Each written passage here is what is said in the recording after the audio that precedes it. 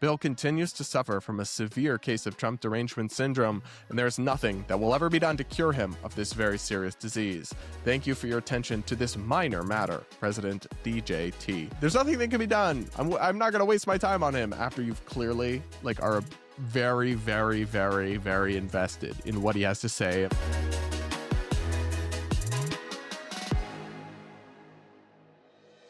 Up next, we're going to check in with Bill Maher, the liberal comedian and late-night HBO host, who I've been a fan of for years. I watch clips and segments from his show all the time. He is still pretty progressive or solidly liberal on many issues. He is supportive of the Democrats in a way that I most certainly am not, but I think he's had a lot of common sense and a lot of courage as well to call out some of the gender insanity and the woke excesses and the radicalism of the far left fringe. And it takes guts to do that. It takes guts to call out your own side. So I've always appreciated that about him. I've also always appreciated the fact that he actually has genuinely right-wing people on his show all the time for debates and conversations and dialogue, which is what I think we need more of. Bill Maher also got attacked by the left after the presidential election where Trump won. Maher had the audacity to go and have dinner with President Trump and actually speak to him and get to know him, and then even had a few positive things to say about him after the dinner. But, of course, he didn't change his entire worldview, and when Trump went on to do Trump things and enact Trump policies, Maher has been pretty sharply critical of him, which is it's just what you would expect. I don't know why you would expect anything else. But apparently the president does expect something else, because he decided to go on a long, rambling rant about Bill over the weekend on Truth Social. Here is the media headline. Trump rages at Bill Maher in bonkers and oddly detailed rant about their infamous dinner. President Donald Trump raged at comedian and pundit Bill Maher in a rambling and oddly detailed rant that included a derisive account of their dinner together.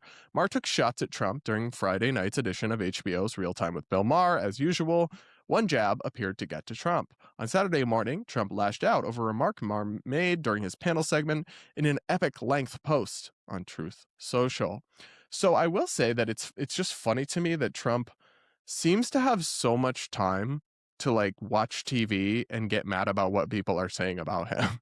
I would like to think you have more important things to do as a president than that, but evidently not. Now, it's possible he sees the clips on social media, but I wish he would just delete all social media from his phone and have his aides take it away and lock him out of it. I think he would be a much better president overnight if he did. But anyway, I think it's worth reading this Truth Social post that Trump put out in detail. It's too long to read the full thing, but we'll go over the first part here. Sometimes in life, you waste time! TV host Bill Maher asked to have dinner with me through one of his friends, also a friend of mine, and I agreed. He came into the famed Oval Office, much different than I thought he would be. He was extremely nervous, had zero confidence in himself, and to soothe his nerves, immediately, within seconds, asked for a vodka tonic. Can we just pause on that for a second? I think it's normal to be nervous meeting the president, especially a president that is known to fly off the handle from time to time. And then why are we acting like asking for a drink when you're meeting someone for dinner late at night? Why is that a weird behavior to do? Oh my God, he wanted a vodka tonic. The horror. Okay, I don't know. Anyway, back to the rest of this post here. He said to me, quote, "I've never felt like this before. I'm actually scared. In one respect, it was somewhat endearing. Anyway, we had a great dinner. It was quick, easy, and he seemed to be a nice guy. And for his first show after our dinner, he was very respectful about our meeting. But with everything I have done in bringing our country back from oblivion, why wouldn't he be? But then I noticed his show started to devolve into the same old story. Very boring, anti-Trump." Okay, it's funny to me. His show is so boring, yet you seem to watch it with great interest, Mr. President. And then I don't appreciate this. You're attacking him because he had dinner with you and then met you and talked to you and said positive things about your dinner and the fact that you were willing to meet with him and engage with him, and then went back to his show and continued his commentary in line with his beliefs and principles. That's not a shameful or bad thing. It would actually be very bizarre, very hypocritical, and morally bankrupt and fraudulent if he spent decades on television criticizing you and espousing liberal viewpoints, and then you met with him for dinner once and he went back and changed his tune and now was MAGA. is that what President Trump expected? Because that seems totally unreasonable to me. And I don't really understand what he's mad about with Bill Maher. And he kind of needs to pick a critique of Bill. Is he irrelevant, or do you constantly watch him and hang on his every word? Because it can't be both unless you're admitting to a kind of inconsistency there. Anyway, though, I'll keep reading this. Fortunately, his television ratings are so low that nobody will learn about his various fake news statements about me. Okay, let's pause on that. I don't actually know what Bill Maher's ratings are on HBO. I could look it up, but let's say for argument's sake for Trump, let's say that they are low.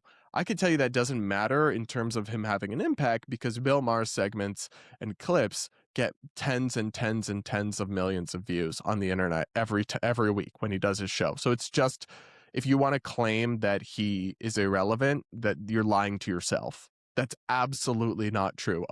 Someone who loves him or hates him, you cannot deny that Bill Maher is a culturally relevant voice in our politics. Every time he does a podcast or he does an episode, clips are shared and get millions of views on X and all the social medias. YouTube, it blows up on YouTube. It's just you're in denial if you're trying to pretend he's not relevant. And anyway, back to this post.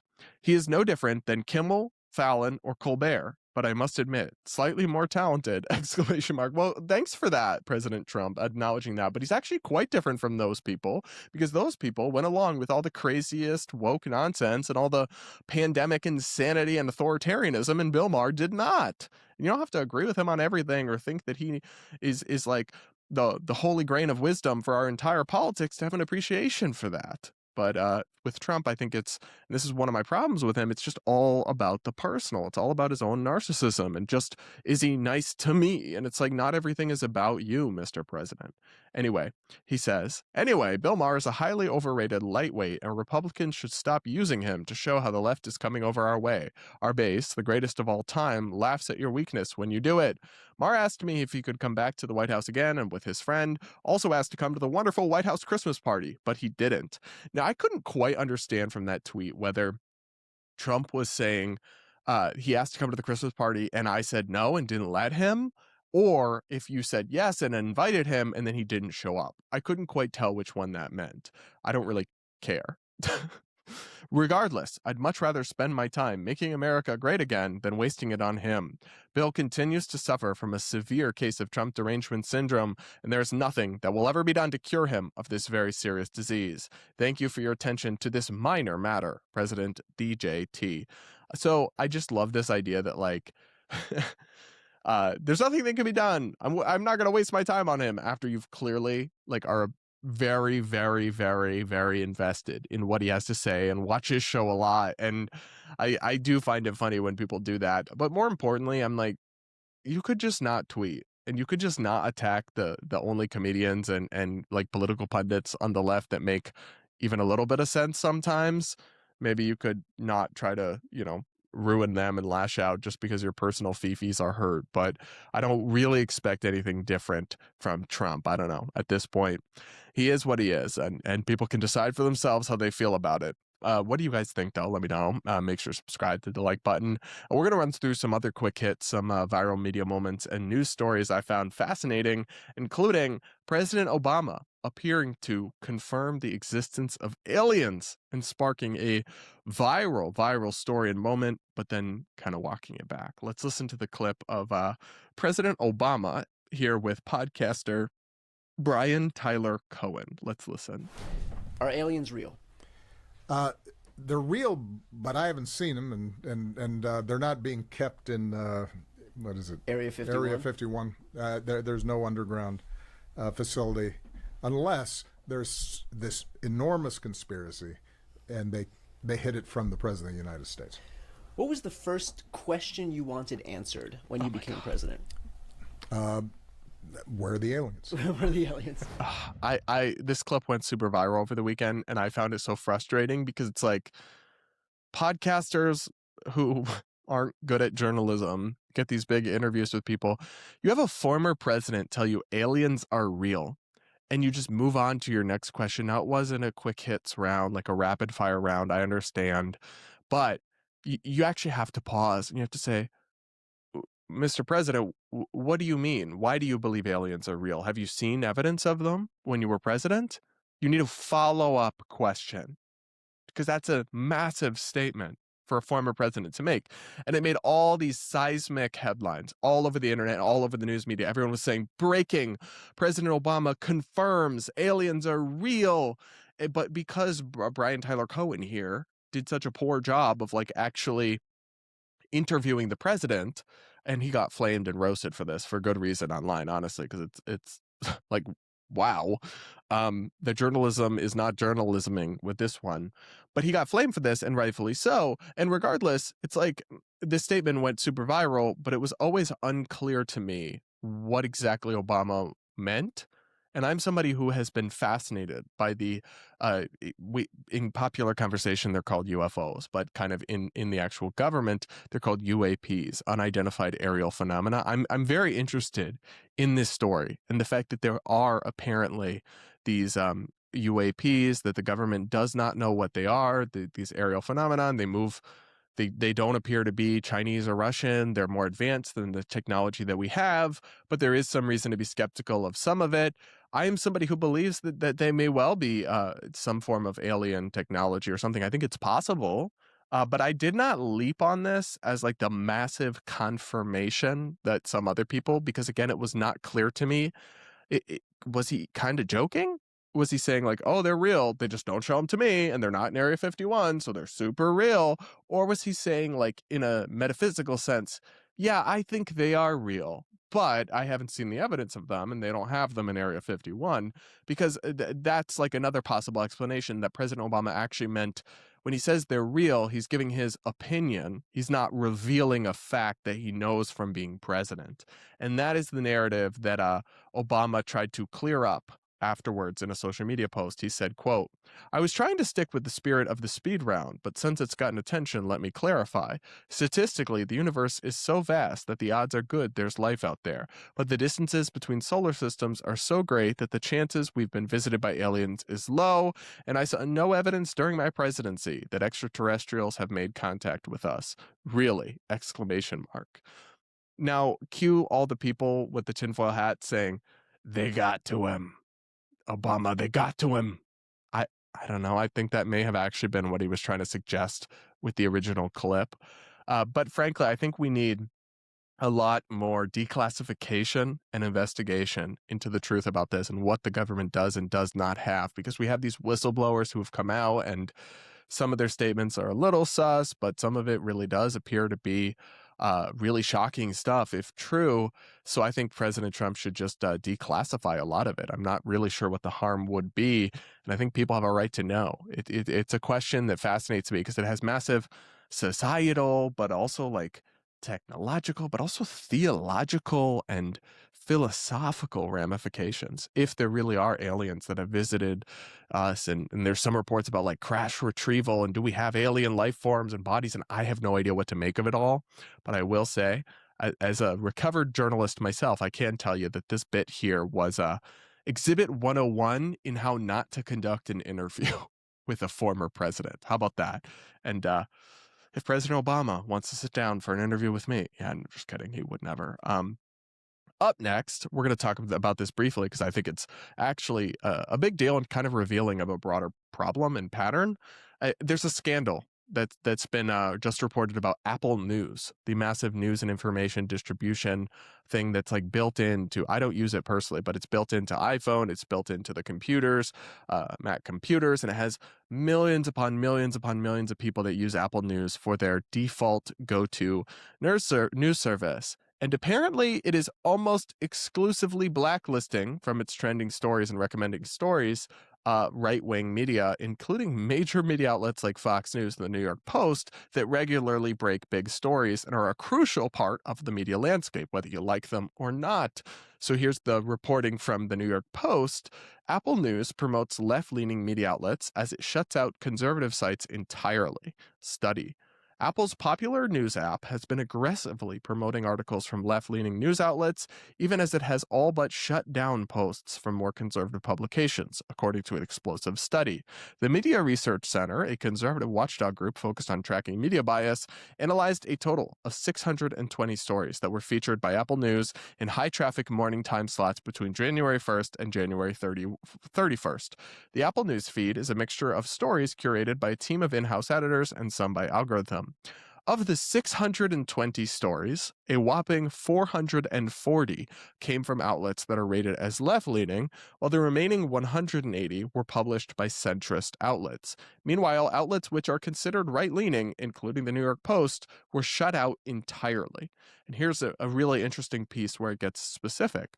In January, Apple News featured a total of 72 articles by the Washington Post, 54 articles by the Associated Press, 50 by NBC News, 34 by The Guardian, and 25 by NPR. According to MRC's data, it published 54 Wall Street Journal articles. The number for the Post and Fox News were 0 and 0, respectively.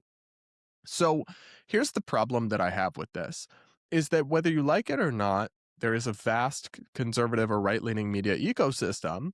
Whether you think that it upholds like the toppest standards or not, it breaks massive stories. And what companies like Apple do when they create these echo chambers and they don't promote things equally across, because there's just like no objective metric by which The Guardian gets 25 highlighted stories and Fox News gets 0. Fox News is breaking bigger stories, has way wider reach and relevancy than The Guardian in a US context would ever. So it's just obviously a product of bias rather than any objective algorithm. And what you're doing by not exposing people to both sides of the political discourse is you are siloing them, you are trapping them in an echo chamber and committed. They're not trapped. I don't want to portray them as helpless, actually, but they are. You are encouraging people to remain in the echo chamber, and what that does is it makes people lose touch with what the other side actually believes. And so they envision people that are on the other side as more radical than they actually are. And this is the same thing if you only watch Fox News and that's your only source of information, you will not have an accurate perception of Democrats and the average Democrat and what they believe.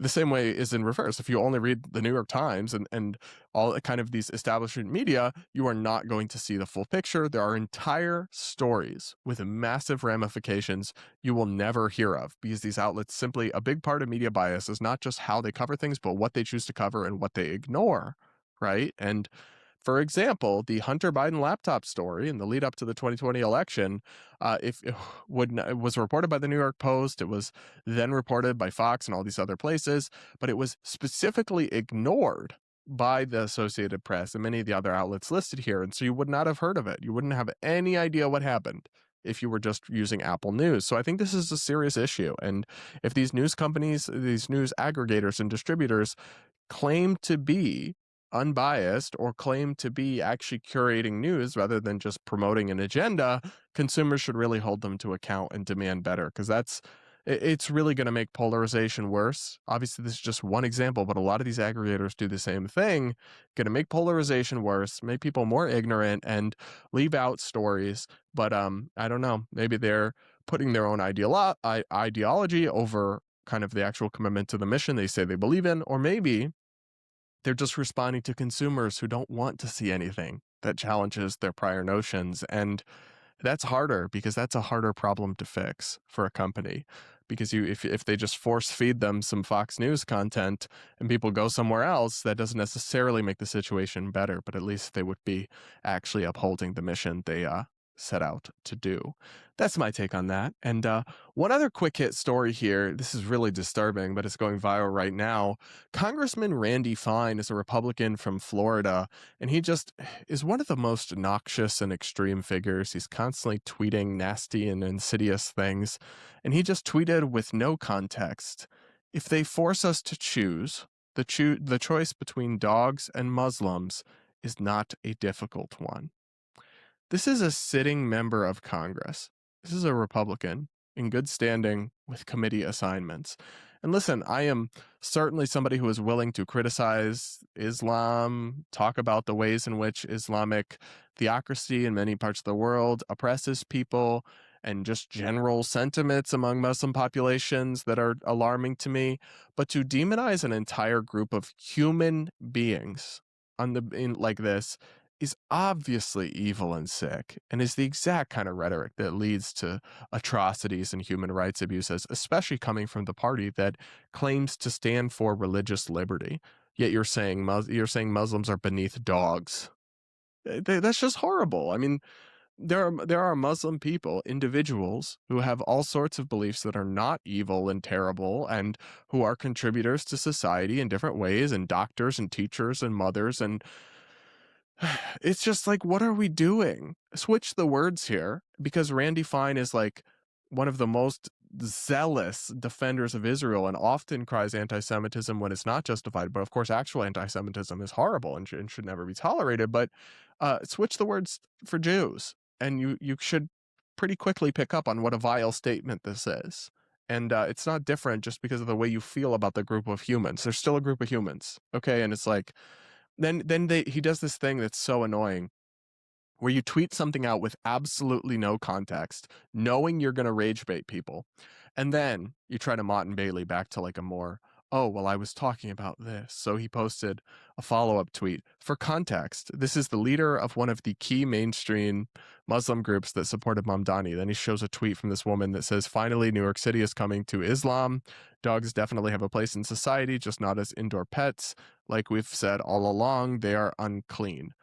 Okay, I'm sorry, but like, that's not a thing. New York City is not coming to Islam just because they elected a Muslim mayor who has very progressive views that are totally out of step with most of the Islamic world, by the way. And dogs are not going anywhere in New York. They're not going to be we are not seeing the end of dogs as indoor pets. And to claim that because some random activist somewhere tweeted a take about dogs, you can then tweet out something so obviously dehumanizing and insulting, and then say, oh, well, I was just talking about that. That's just dishonest beyond belief. It's not something that would be tolerated or ever accepted as an excuse, talking about Jews or black people or any other group of people. And it's just, I'm really concerned by what I'm seeing in Congress more broadly, which is just a complete degradation and collapse of any civility and decorum and decency. And call me old-fashioned if you want, but I still think the people that run our country should behave themselves in a decent manner. And Randy Fine is just one of many at this point, but he's a particularly glaring example of a congressman who utterly fails to do so with some regularity.